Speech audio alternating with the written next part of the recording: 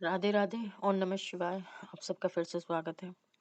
जैसे कि आज हम चर्चा करेंगे कि 12 तारीख को फुलेरा दूज मनाई जाएगी, जो कि साल में एक बार आती है और बहुत बड़ा पर्व मनाया जाता है।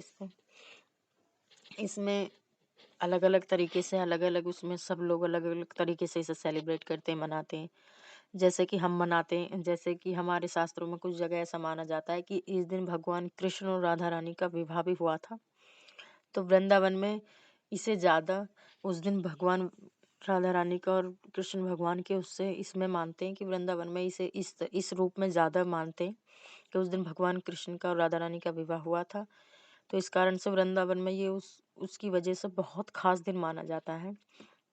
और दूसरा कहते हैं कि उस दिन वृंदावन में एक होली होली भी मनाई जाती है। एक स्पेशल तरीके से होली मनाई जाती है। पीली चीज़ों का उस दिन ज़्यादा महत्व होता है, जैसे पीले कपड़ों का, पीले फूलों का, जो भगवान राधा कृष्ण के साथ मनाई जाती है। और दूसरा, इस दिन कहते हैं कि जो भी इस दिन मतलब शिव महापुराण और अन्य शास्त्र यहाँ तक कहते हैं कि जो फुलेरा दूज को, हालांकि इसे ज़्यादा लोगों ने अभी तक कुछ है कि जिन्हें पता नहीं था, लेकिन कुछ वेद शास्त्र ऐसा कहते हैं कि इस दिन का पुण्य क्या हुआ वो कभी समाप्त नहीं होता। यानी कि जो हम भगवान की भक्ति करो, चाहे कुछ भी करो, अच्छा दान पुण्य सत्कर्म, उस दिन अगर हम कुछ भी करते हैं ना, तो वो कभी समाप्त नहीं होता। तो इसलिए उस दिन हमें मतलब ज्यादा से ज्यादा अच्छे सत्कर्म करने चाहिए, दान पुण्य करने चाहिए, भगवान का नाम, भगवान की कथा, भगवान के मंदिर जाना चाहिए, भगवान के साथ ज्यादा से ज्यादा टाइम स्पेंड करना चाहिए, जरूरतमंदों को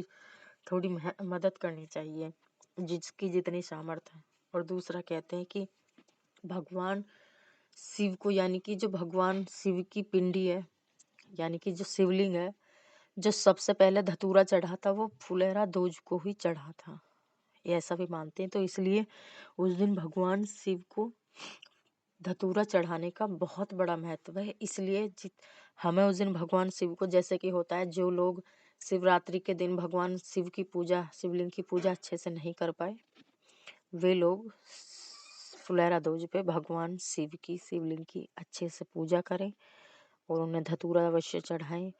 फल फूल जो भी अपनी सामर्थ्य है, दूध से, पंचामृत से भगवान शिव का, भगवान शिवलिंग की पंचामृत से स्नान कराएं उन्हें और उनकी पूजा करें और बहुत अच्छे से इसे सेलिब्रेट करें, क्योंकि ये दिन हमारे शास्त्रों में हर एक चीज़ का बहुत बड़ा महत्व है, बहुत बड़ा। और जब वो चीज़ हमें पता लग जाती है तो उसका कई गुना बढ़ जाता है। इसलिए इस फुलेरा दूज को बहुत अच्छे से सेलिब्रेट करें। राधे राधे और नमः शिवाय।